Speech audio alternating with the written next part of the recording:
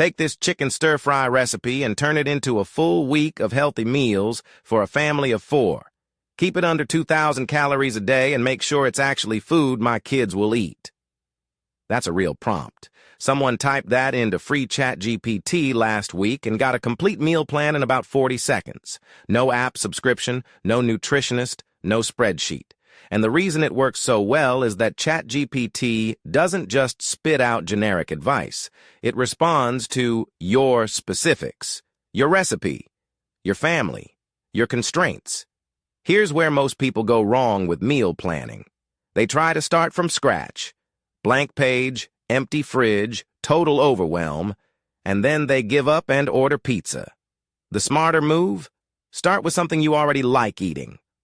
One recipe, one dish your family actually finishes. That's your anchor. Say you've got a chicken and vegetable stir-fry recipe you found on Pinterest. You like it.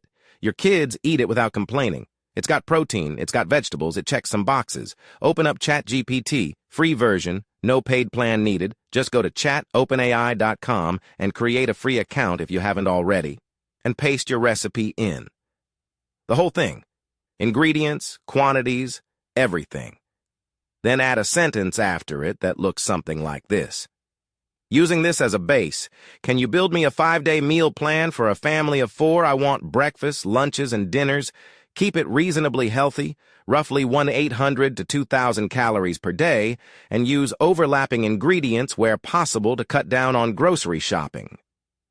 That last part, overlapping ingredients, is something a lot of people miss. When ChatGPT knows you want to reduce waste and keep your grocery list short, it'll actually plan meals that reuse things. Buy one bunch of spinach. It shows up in Tuesday's omelet and Thursday's pasta. That's not magic. That's just giving the AI enough context to be genuinely useful. You don't need to know anything about macros or calorie counting. You just need to tell it what matters to you. Picky eaters? Say that. Trying to eat less processed food? Say that too. The more you tell it, the better the output gets. And if the first result isn't quite right, don't start over. Just reply and say, "Can you swap out the salmon on Wednesday? Nobody here likes fish." It'll adjust. That back-and-forth conversation is actually how ChatGPT works best. Not one big ask, but a running dialogue. Okay, so, this is the part people are usually surprised by.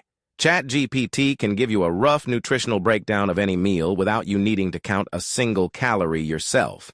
You don't need a nutrition degree. You don't need a food tracking app. You just ask. After it gives you your meal plan, type something like, "Can you give me an estimated calorie and protein count for each dinner in this plan?" It'll lay it out in a clean format. Rough numbers, not laboratory precision, but close enough to be genuinely useful for everyday eating decisions.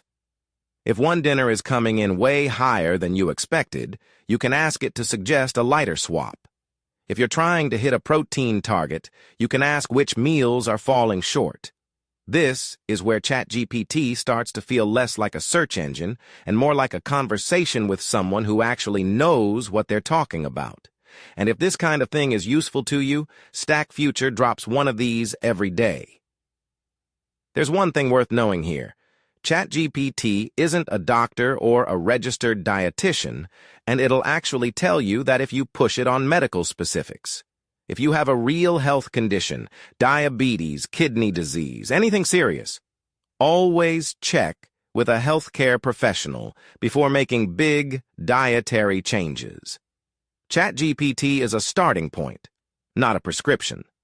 But for the everyday stuff, eating a bit cleaner, getting more vegetables in, not relying on the same 3 dinners every week, it's genuinely great at this. Ask it to make a meal plan Mediterranean style. Ask it to reduce sodium. Ask it to add more fiber. It understands all of that, and it responds to plain English. No technical terms required. The goal here isn't perfection. It's just a plan that's better than winging it at 6 p.m. when everyone's hungry and you're staring at a cabinet full of pasta and canned beans wondering what to do. This step takes about 5 seconds, and it's the one that actually gets people to follow through on the meal plan. Once ChatGPT has given you your full week of meals, just type, "Now can you turn this into a grocery list organized by section, produce, proteins, dairy, pantry staples?" It'll generate a clean, organized list.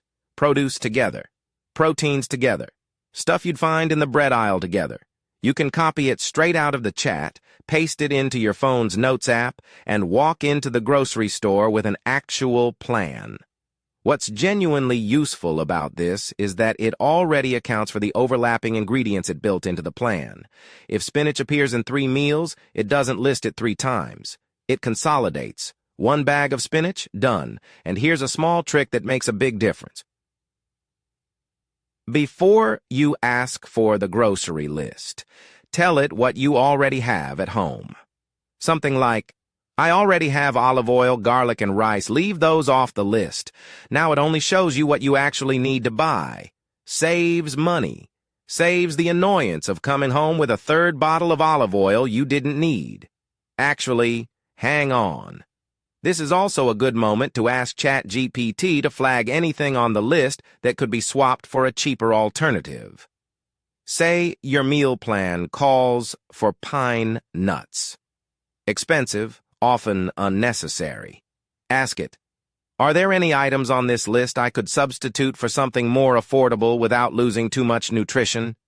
It might suggest sunflower seeds instead.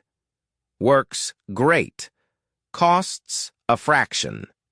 This is the moment the whole thing starts to click.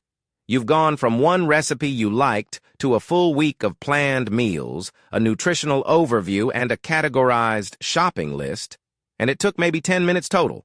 No app, no subscription. Just a free ChatGPT account and a few good prompts.